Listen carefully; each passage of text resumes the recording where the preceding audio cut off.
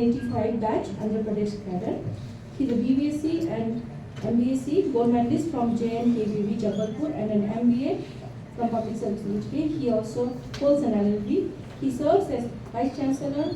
He served as Vice Chancellor Sri Venkateswara University and Special Chief Secretary, Government of Andhra Pradesh, handling key portfolios including animal husbandry, fisheries, revenue and infrastructure. He played a pivotal role in establishing Sri Venkateswara Veterinary University, strengthening veterinary institution and implementing large-scale housing and fisheries development programs. Recipient of Lifetime Achievement Award, ICAR-NIANP 2017. He is currently serves as the Commissioner, 12th Division Commission of Andhra Pradesh. May I now request the floor, please.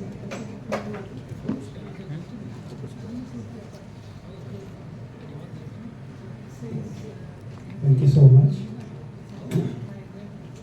Good morning, everyone. Respected special guest, Dr. A.C. Niranaji, special guest, Dr. M.C. Sharmaji,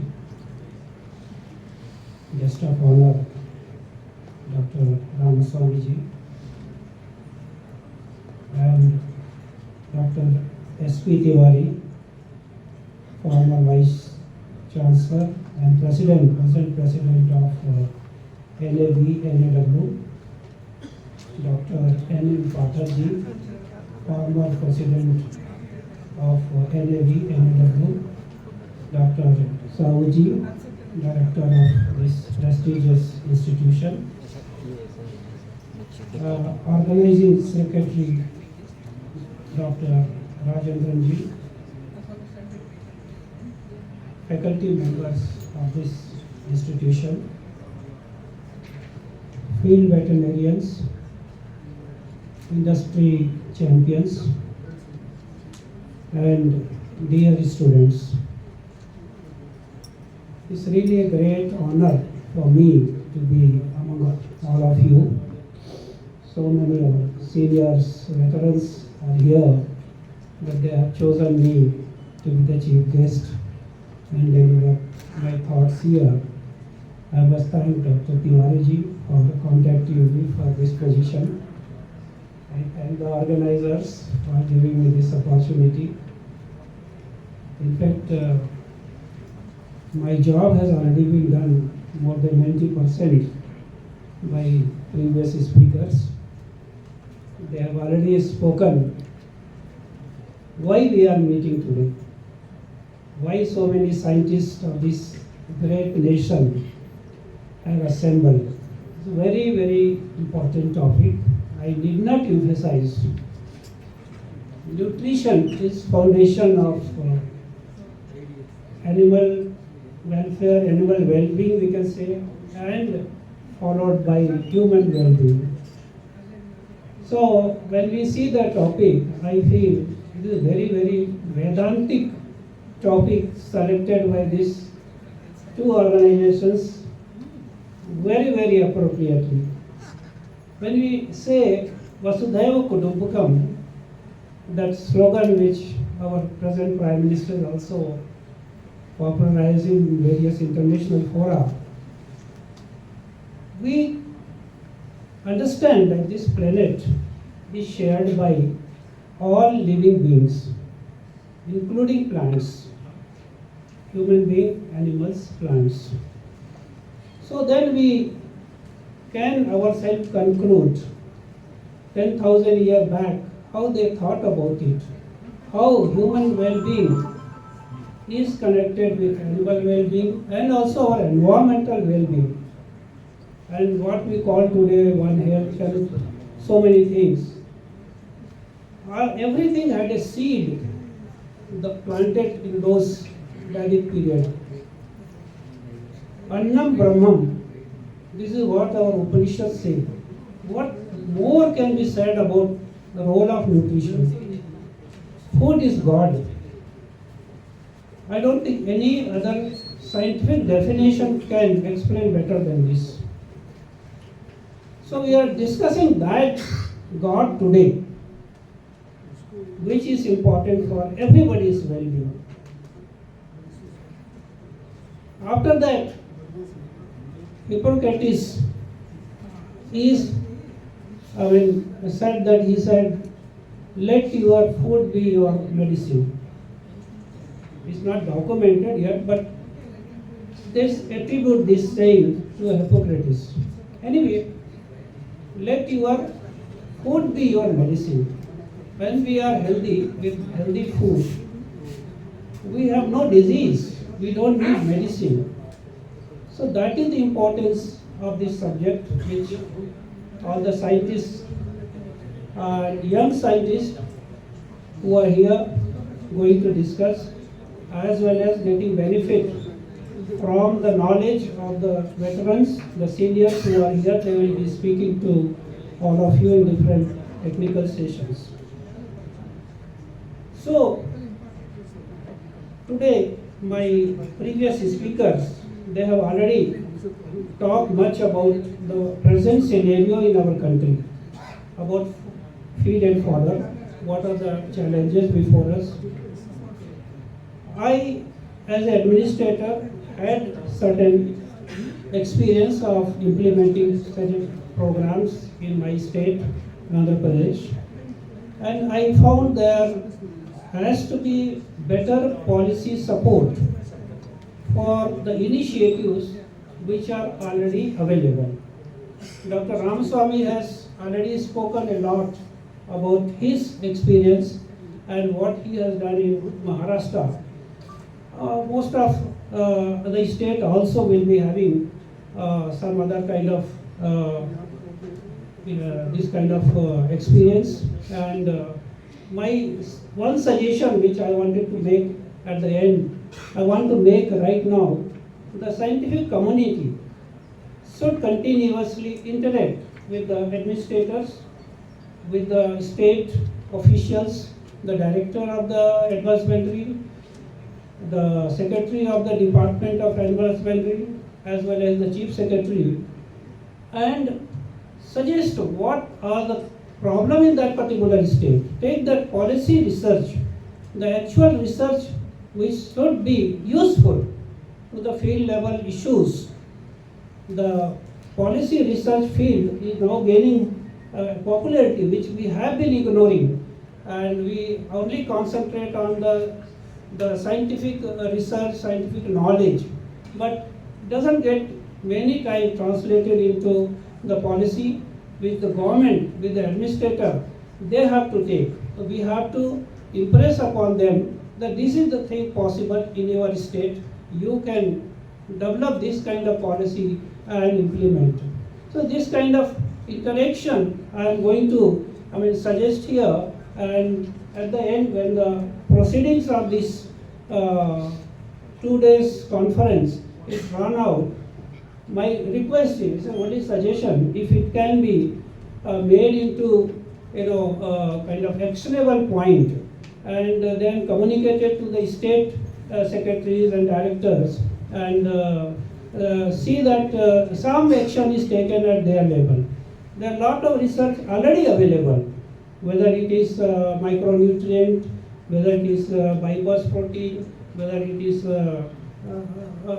AI, the implication of AI, machine learning, and so many things which are the buzzword of today.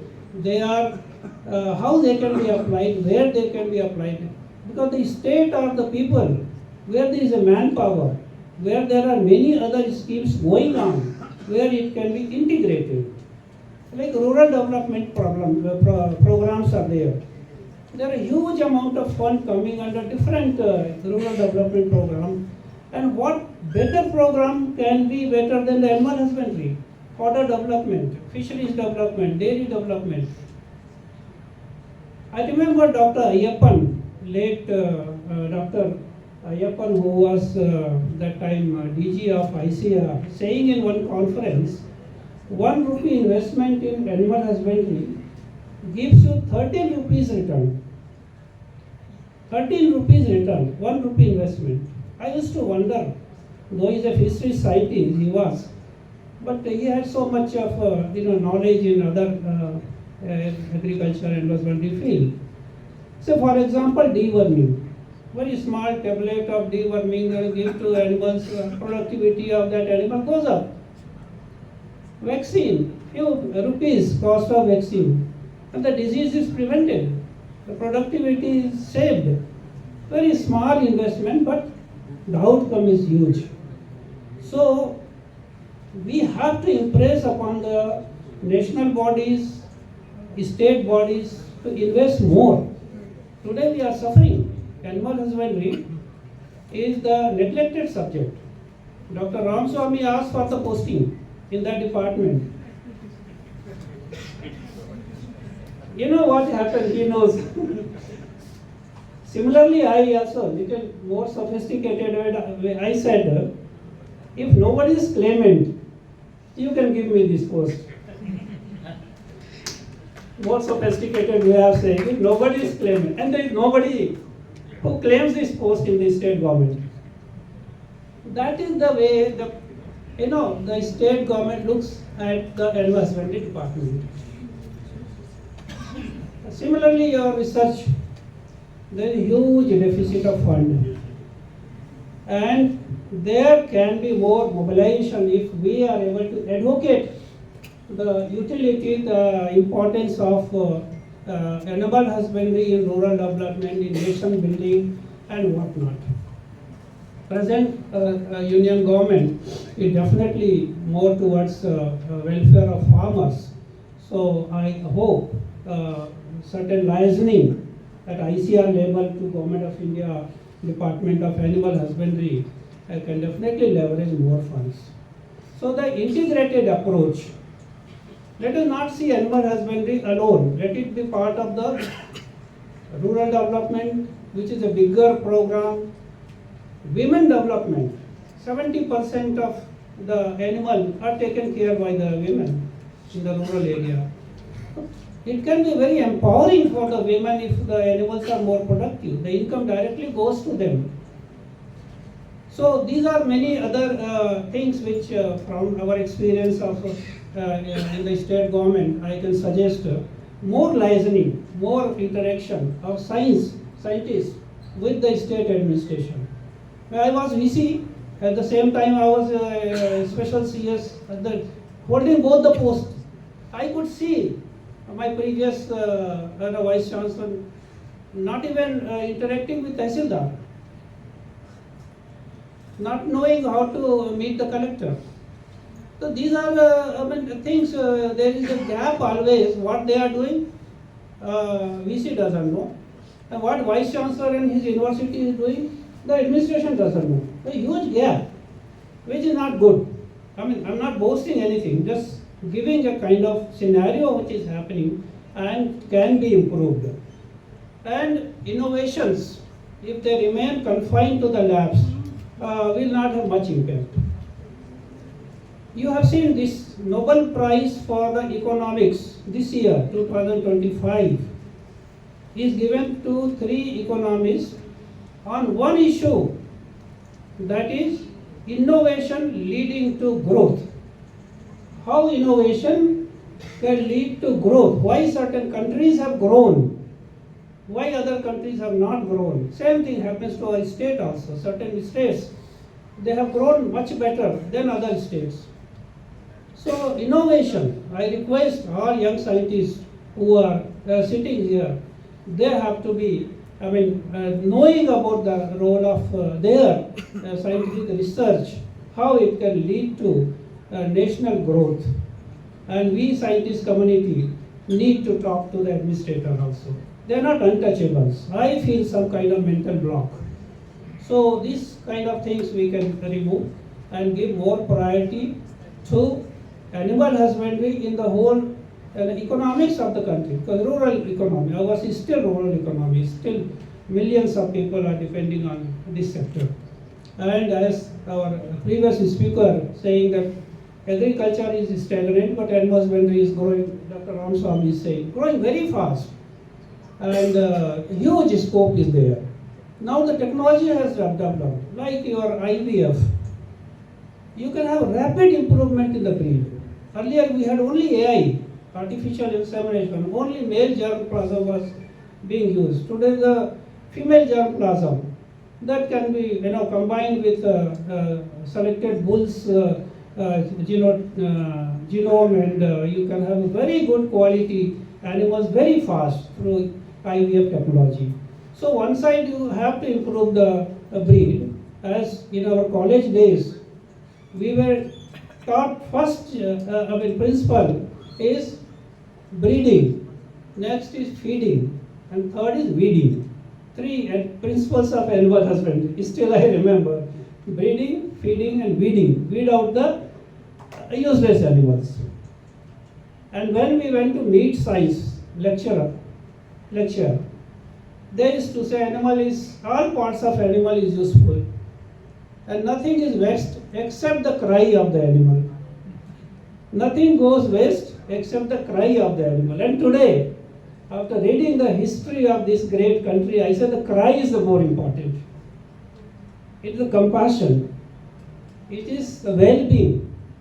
Everything is waste if you waste the cry. This is my today's feeling. And today's theme, animal welfare leading to human welfare, is very deeply rooted in our culture, in our tradition.